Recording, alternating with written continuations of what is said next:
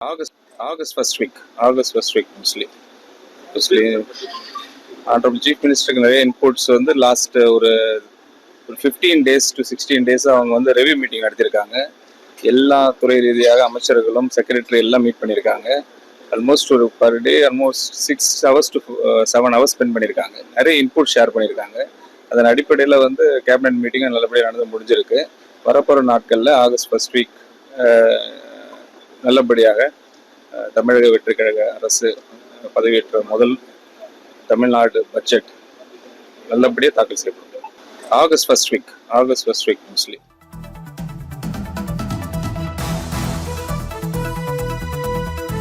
இது தொடர்பான கூடுதல் தகவல்களை நமது செய்தியாளர் ராஜா சாலமன் வழங்கிட கேட்கலாம்.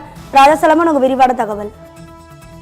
வணக்கம் ராஜா. அதாவது நெல்லை மாவட்டம் நாங்குநேரி, ராதாபுரம் உள்ளிட்ட பகுதிகளில் நடைபெற்று வருகின்ற வளர்ச்சி திட்டப் பணிகள் குறித்து ஆய்வு செய்வதற்காக நெல்லை மாவட்ட பொறுப்பு அமைச்சரும் தமிழக நிதி அமைச்சருமான மரிய வில்சன் சென்னையிலிருந்து இன்று தூத்துக்குடி விமான நிலையத்திற்கு வருகிறார்.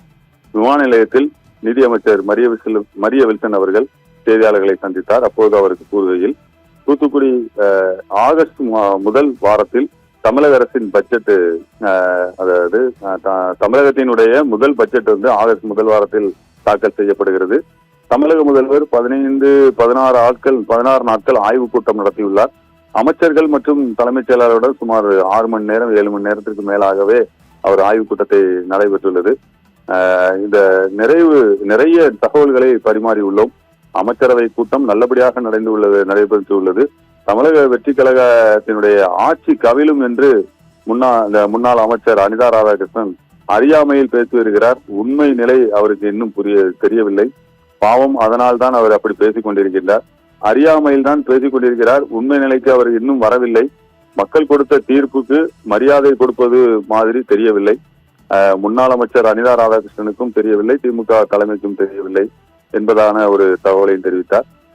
மக்கள் கொடுத்த தீர்ப்புக்கு முதலில் தலைவணங்க வேண்டும். தமிழக மக்கள் முதல்வரின் ஊழலுக்கு எதிரான நடவடிக்கைக்கு 100% மக்கள் அனைவரும் வரவேற்கிறார்கள். 55 நாட்களில் அனைவரும் மகிழ்ச்சியாக உள்ளனர் என்பதையும் தெரிவித்துக் கொள்கிறோம்.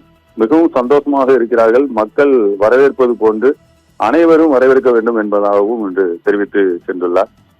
தூத்துக்குடியில் விமான நிலையத்தில் அவர் கூறிய இந்த கருத்துக்கள் மிகவும் பரபரப்பாக பேசப்படுகிறது. ஊழலுக்கு எதிராக பல்வேறு நடவடிக்கைகளை மேற்கொண்டு வருவதாகவும், பொதுமக்களிடையே மிகுந்த ஒரு வரவேற்பு பெற்றுள்ளதாகவும், மக்கள் தீர்ப்புக்கு தலைவணங்க வேண்டும் என்பதாகவும் அவர் தெரிவித்துள்ள கருத்து பரவலாக பேசப்படுகிறது. ராதிகா,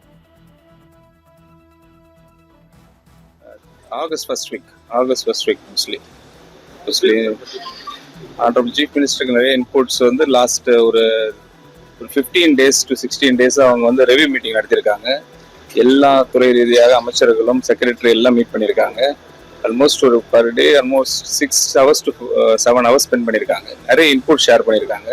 அதன் அடிப்படையில் வந்து கேபினட் மீட்டிங் நல்லபடியாக நடந்து முடிஞ்சிருக்கு. வரப்போகிற நாட்களில் ஆகஸ்ட் ஃபர்ஸ்ட் வீக் நல்லபடியாக தமிழக வெற்றி கழக அரசு பதவியேற்ற முதல் தமிழ்நாடு பட்ஜெட் நல்லபடியாக தாக்கல் செய்யப்படும்.